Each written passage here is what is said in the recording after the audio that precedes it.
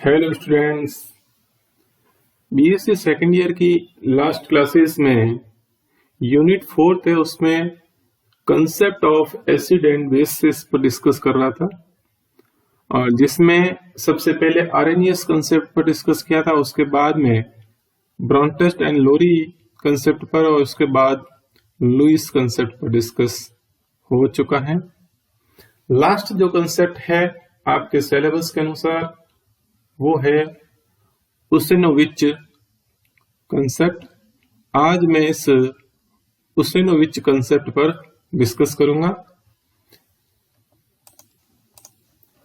उसेनोविच ने एक अम्ल क्षार की अवधारणा दी। इस अवधारणा में सभी अवधारणाएं हैं वो सम्मिलित है, यानी कि इससे पहले जितनी अवधारणाएं दी गई थी उन सबको मिला करके इसने एक अवधारणा पेश कर दी है और जिसमें सभी अवधारणाओं को सम्मिलित कर लिया है। तो इस अवधारणा के अनुसार वे पदार्थ जो धनायन का त्याग कर सकते हैं, यानी धनायन को त्याग सकते हैं अथवा ऋणायन या इलेक्ट्रॉन से योग कर सकते हैं, यानी ऋणायन या इलेक्ट्रॉन को ग्रहण कर सकते हैं या फिर धनायन का त्याग कर सकते हैं, अम्ल कहलाते हैं। यानी कि आर्रेनियस अवधारणा क्या कहती है कि H+ दाता है वो अम्ल है, H+ क्या है वो है धनायन है, यानी धनायन का त्याग कर रहे हैं वो सब के सब क्या हो रहे हैं, अम्ल है। यानी कि आर्रेनियस की अवधारणा भी इसमें सम्मिलित हो गई। ब्रॉन्टेस्ट लोरी के अंदर भी यही था कि जो H+ यानी हाइड्रोजन आयन देता है वो अम्ल होता है। तो वही बात यहाँ पे भी लागू हो जाती है कि धनायन का त्याग करता है, धनायन देता है वो अम्ल कहलाता है। और लुईस की जो अवधारणा वो कहती है कि इलेक्ट्रॉन ग्रहण करता है वो पदार्थ अम्ल कहलाता है। तो ये अवधारणा यानी यहाँ पे इलेक्ट्रॉन से योग करना या इलेक्ट्रॉन ग्रहण करना एक ही बात है। तो इलेक्ट्रॉन का ग्रहण करते हैं वो सब अम्ल कहलाते हैं। तो लक्स फ्लड एक और अवधारणा है जो आपके सिलेबस में नहीं है, लेकिन लक्स फ्लड अवधारणा के अनुसार अम्ल उन पदार्थों को कहा जाता है जो ऑक्साइड आयनों को ग्रहण करते हैं।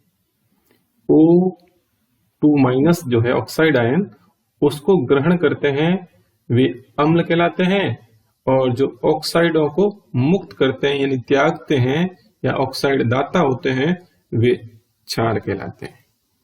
तो उस अवधारणा में ऑक्साइड क्या है, ऋणायन है, और जो ऋणायन है ऑक्साइड और वो ग्रहण कर रहे हैं वो अम्ल कहलाते हैं।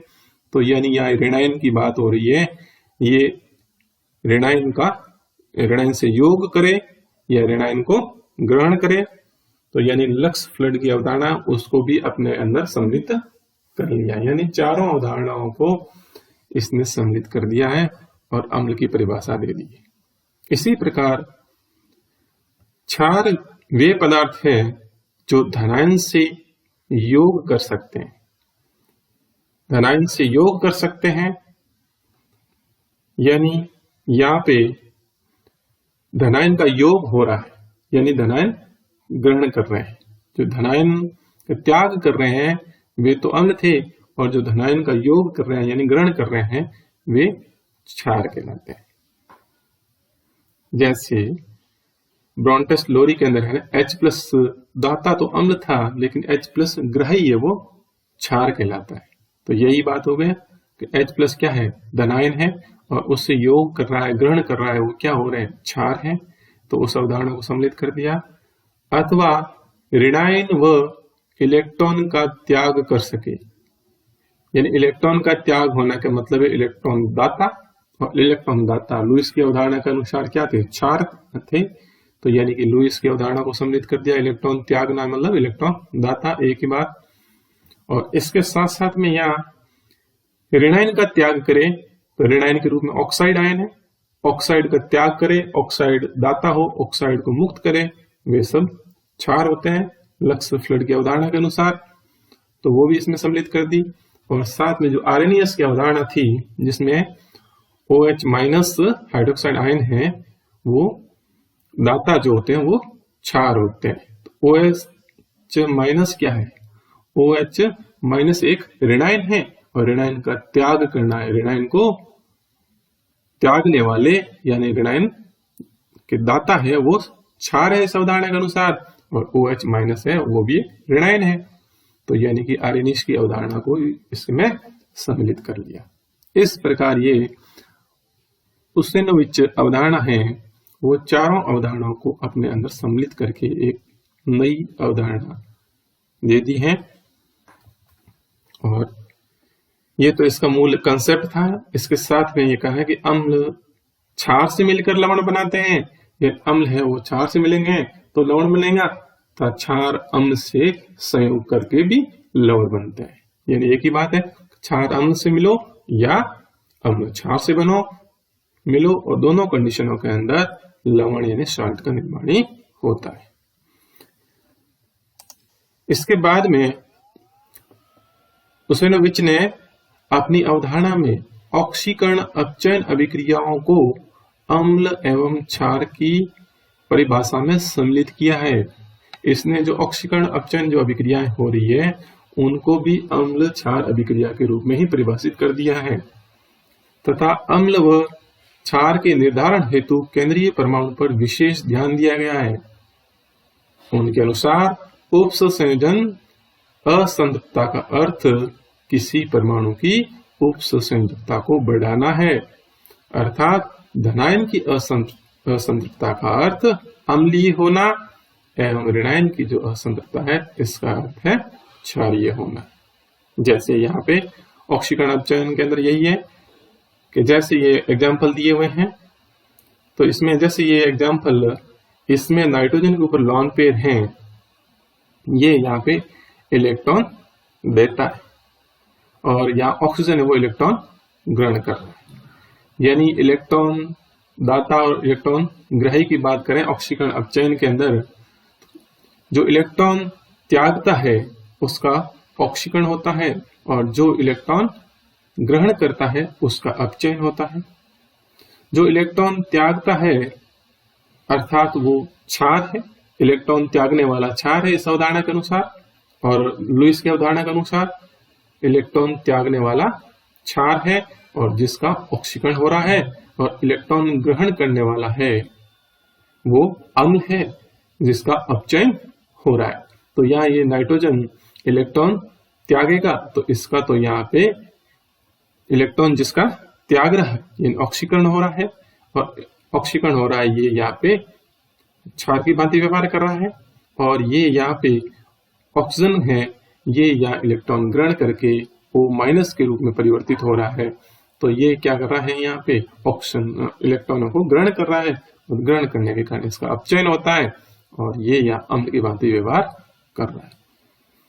तो यहाँ पर इस अवधारणा ने ऑक्सीकरण जो अपचयन अभिक्रिया है उनको भी अम्ल और क्षार के रूप में परिभाषित कर दिया है। तो ये अभिक्रिया है वो उसेनोविच अम्ल क्षार अभिक्रिया ही माना गया है इनको। इसके साथ में कुछ और अभिक्रिया हैं जिनका प्रायोगिक आधार पर उसेनोविच सभी अम्ल क्षार अभिक्रियाओं को अपनी अवधारणा में सम्मिलित करते हैं। कुछ विशिष्ट उदाहरण निम्न प्रकार जो दिए हुए हैं यहाँ पे आप देख रहे हैं कि जैसे SiO2 and silica calcium oxide से अभिक्रिया करके यहाँ पे कैल्शियम और सिलिकेट जो बन रहा है, तो यहाँ पर यहाँ कैल्शियम ऑक्साइड के द्वारा त्यागे गए ऑक्साइड के आयन को SiO2 एंड सिलिका है वो ग्रहण करता है। ऑक्साइड आयन ये वहां लक्स फ्लड की अवधारणा के अनुसार इसको व्याख्या की गई ऑक्साइड आयन की, लेकिन इसने तो सब अभी अवधारणा को जो है अपने अंदर सम्मिलित कर दिया है। लेकिन ये मूल रूप से जो अवधारणा है वो लक्स फ्लड की अवधारणा है, जिसके अनुसार यही है कि जो ऑक्साइड आयन है वो ऑक्साइड आयन त्यागने वाला है वो तो क्षार है, जो ऑक्साइड आयन ग्रहण करता है वो अम्ल है। यानी यहाँ कैल्शियम ऑक्साइड है वो ऑक्साइड आयन दाता है, त्यागने वाला है, क्षार है, और यहाँ पे सिलिका है जो ऑक्साइड आयन ग्रहण करके सिलिकेट में परिवर्तित हो रहा है, तो जो ग्रहण करता है वो अम्ल है। यानी कि यहाँ पे सिलिका है वो अम्ल की भांति व्यवहार कर रही है। इसी प्रकार यहाँ पे आगे नेक्स्ट जो अभिक्रिया दे रखी है जिसमें आयरन यहाँ पे धनायन है, ये धनायन यहाँ पे जो साइनाइड आयन है इससे उपसंयोजक बंध बना करके ये इस प्रकार से एक उपसंयोजक आयन बनाता है।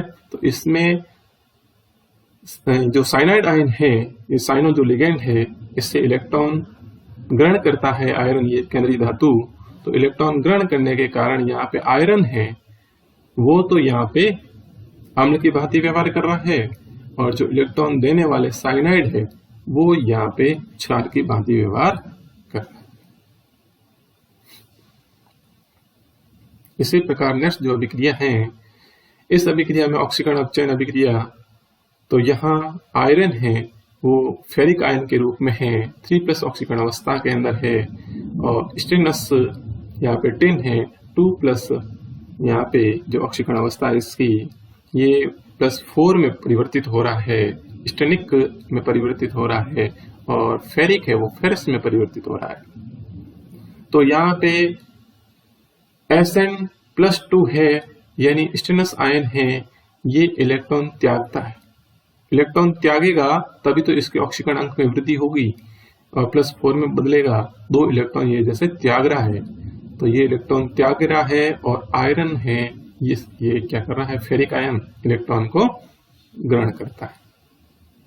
अतः यहाँ पे जो इलेक्ट्रॉन त्याग रहा है वो तो क्षार होगा, लुईस की अवधारणा और इस अवधारणा दोनों में कि Sn2+ है वो एक क्षार है, क्योंकि ये इलेक्ट्रॉन त्यागता है, और फेरस जो फेरिक आयन है वो फेरस में परिवर्तित हो रहा है, फेरिक आयन इलेक्ट्रॉन ग्रहण कर रहा है, इसलिए ये अम्ल है।